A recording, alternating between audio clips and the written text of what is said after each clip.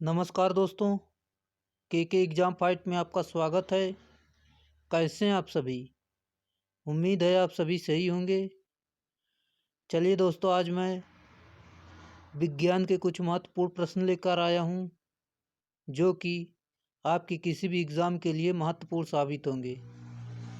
जैसे कि दोस्तों, RRC group D, RRB NTPC और टेक्निकल में एनपीसीआईएल आदि के लिए महत्वपूर्ण साबित होंगे। चलिए दोस्तों, इन प्रश्न को शुरू करते हैं। आज का हमारा प्रश्न है, दूध से मक्खन निकालने की मशीन किस बल के सिद्धांत पर कार्य करती है? राइट आंसर, अपकेंद्री बल। दोस्तों, और एक कपड़ा सुखाने की मशीन भी अपकेंद्री बल के सिद्धांत पर कार्य करती है। अगला दोस्तों, जब एक चलती वस्तु की गति दुगनी हो जाती है तो उसकी गतिज ऊर्जा पर क्या प्रभाव पड़ता है? राइट आंसर है दोस्तों, 4 गुनी हो जाती है। अगला है, कच्चे फलों को कृत्रिम ढंग से पकाने के लिए किस गैस का प्रयोग करते हैं? राइट आंसर, एथिलीन या एसिटिलीन गैस का।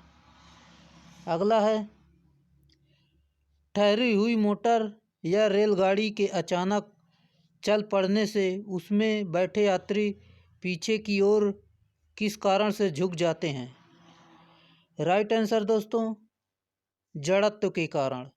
जड़त्व के कारण रेलगाड़ी में बैठे हुए व्यक्ति पीछे की ओर झुक जाते हैं। और दोस्तों, न्यूटन के प्रथम नियम से दोस्तों बल की परिभाषा मिलती है, और न्यूटन के सेकंड नियम यानी दूसरे नियम से आपकी बल का सूत्र प्राप्त होता है, जो कि F बराबर ma होता है।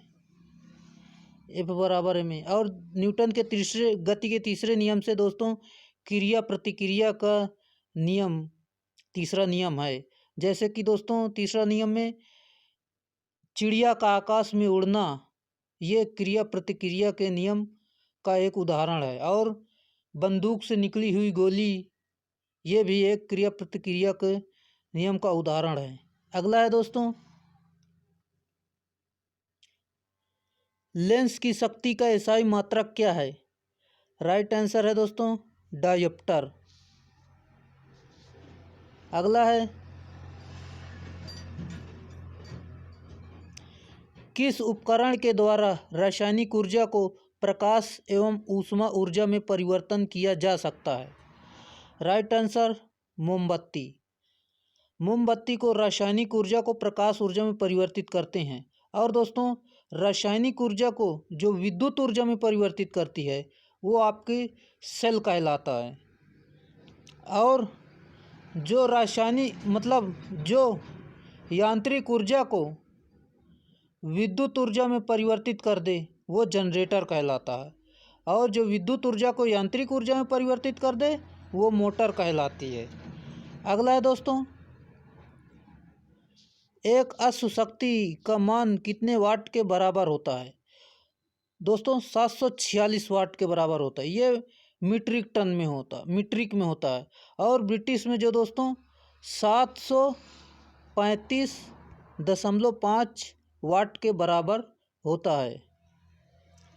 अगला है दोस्तों, कौन सी तरंग निर्वात में भी संचालित हो सकती है? राइट आंसर, विद्युत चुंबकीय तरंग यानी अनुप्रस्थ तरंग। दोस्तों, इसका एक उदाहरण है, जैसे कि प्रकाश निर्वात में भी गमन कर सकता है। और जो ध्वनि तरंग है दोस्तों वो अनुदैर्ध्य तरंग होती है, उसे माध्यम की आवश्यकता होती है। और अगला है दोस्तों, बैरोमीटर के पाठ्यक्रम में अचानक कमी किस मौसमी घटना की तरफ से इंगित करती है? बैरोमीटर का पाठ्यांक अगर नीचे एकाएक गिर जाता है तो वो आंधी तूफान आने की संभावना होती है। और दोस्तों बैरोमीटर का पाठ्यांक जो नीचे धीरे धीरे नीचे आता है तो वर्षा होने की संभावना रहती है। और जब बैरोमीटर का पाठ्यांक जब ऊपर धीरे धीरे ऊपर जाता है तो मौसम साफ होने की संभावना मतलब मौसम साफ होने लगता है। अगला है दोस्तों, सोलर कुकर में किस प्रकार के दर्पण का उपयोग किया जाता है? राइट आंसर अवतल दर्पण। अगला है, स्थायी चुंबक किस पदार्थ से बनाया जाता है? लौह चुंबकीय पदार्थ स्टील से। कार्य का सीजीएस पद्धति में मात्रक क्या है? कार्य का दोस्तों सीजीएस पद्धति में मात्रक अर्ग है। और एसआई पद्धति में जो दोस्तों आपका जूल होता है, कार्य का मात्रक जूल होता है। अगला है, सूर्य के निकटतम ग्रह बुध का परिक्रमण काल कितने दिनों का होता है? राइट आंसर 88 दिनों का होता है। और पृथ्वी का तो आप जानते हैं 365 दिन में एक चक्कर लगाती है। अगला है, चंद्रमा पर जी का मान पृथ्वी के जी के मान का कितने गुना होता है? दोस्तों 1/6 गुना होता है। अगला है, महिला जिन्हें फिजिक्स और केमिस्ट्री दोनों में विषयों में नोबेल पुरस्कार मिला, मैडम क्यूरी। चलिए दोस्तों अगले प्रश्न पर। जल में स्थायी और अस्थायी कठोरता की दूर करने के लिए किनका प्रयोग किया जाता है? राइट आंसर सोडियम कार्बोनेट में स्थायी और अस्थायी की कठोरता दूर की जाती है। अगला है, टेप रिकॉर्डर के प्लास्टिक सतह पर किसका लेप चढ़ाया जाता है? राइट आंसर लौह चुंबकीय तत्व का। अचार को खराब होने से बचाने के लिए किनका प्रयोग किया जाता है? राइट आंसर सिरका का। कास्टिक सोडा का रासायनिक नाम क्या है? कास्टिक सोडा का रासायनिक नाम सोडियम हाइड्रोक्साइड यानी NaOH है। दोस्तों जो धावन सोडा होता है यानी धोने का सोडा होता है वो सोडियम कार्बोनेट होता है। Na2CO3 इंटू 10H2O इसका फार्मूला होता है। और दोस्तों जो खाने वाला सोडा होता है सोडियम बाइकार्बोनेट होता है। NaHCO3 इसका फार्मूला खाने वाला सोडा का होता है। अगला दोस्तों, दीमक मारने वाली दवा में किस रसायन का प्रयोग किया जाता है? राइट आंसर BHC यानी बेंजीन हेक्साक्लोराइड का। अगला है, किन्हें लाल द्रव के उपनाम से जाना जाता है? पोटेशियम परमैंगनेट को लाल दवा के जाना जाता है। अगला दोस्तों,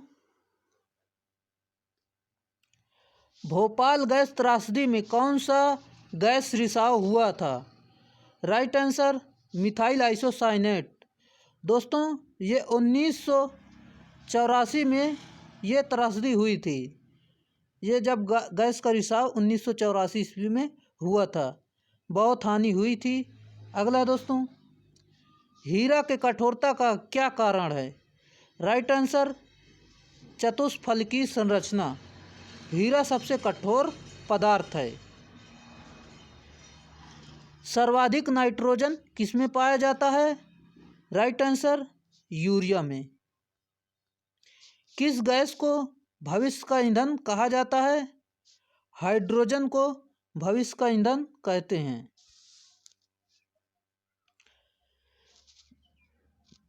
दोस्तों सूर्य में हाइड्रोजन और हीलियम की मात्रा ज़्यादा है।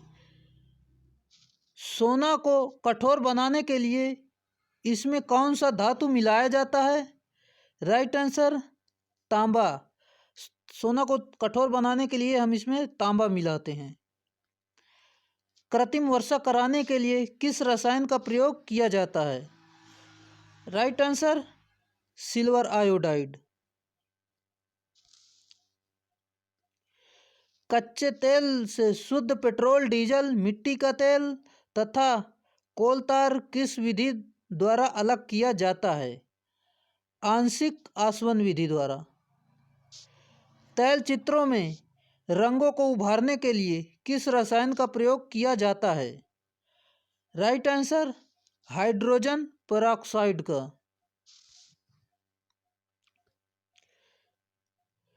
कृत्रिम सांस के लिए प्रयुक्त सिलेंडरों में किसका मिश्रण होता है? राइट आंसर ऑक्सीजन और हीलियम का मिश्रण होता है। कौन सा अम्ल पेट में जीवाणुओं को नाश करता है? यानी जो जीवाणु पेट में होते हैं उन्हें हाइड्रोक्लोरिक अम्ल मारता है, यानी HCl। अगला है दोस्तों, द्रव अवस्था में पाए जाने वाला एकमात्र अधातु कौन सा है? वो ब्रोमीन है। और दोस्तों जो द्रव अवस्था में पाए जाने वाला एकमात्र धातु जो है वो पारा है, पारा। अगला है दोस्तों, DDT का पूरा नाम क्या है? राइट आंसर है डाइक्लोरो डाइफिनाइल ट्राइक्लोरो इथेन। अगला है, खाद्य पदार्थों के संरक्षण में कौन सा अम्ल प्रयोग किया जाता है? राइट आंसर है बेंजोइक अम्ल का प्रयोग करते हैं। सोडियम धातु को किसमें संरक्षित रखा जाता है? राइट आंसर मिट्टी के तेल में। दोस्तों ये बहुत अभिक्रियाशील धातु होती है, अगर इसको खुले में रख देंगे इसमें आग पकड़ लेगी। और दोस्तों मैं आपसे एक सवाल पूछना चाहूँगा, दोस्तों कौन सी ऐसी धातु है जिसे हम चाकू से काट सकते हैं? कमेंट्स बॉक्स में कमेंट जरूर करना। अगला है, आतिशबाजी में हरा रंग किसकी उपस्थिति के कारण होता है? राइट आंसर बेरियम के कारण। प्रयोगशाला में बनाया गया पहला कार्बनिक पदार्थ क्या है? राइट आंसर है दोस्तों यूरिया। अगला है, सबसे उत्तम कोयला कौन सा है? दोस्तों सबसे उत्तम कोयला है एंथ्रासाइट, और सबसे खराब जो कोयला है वो पिट है, पिट।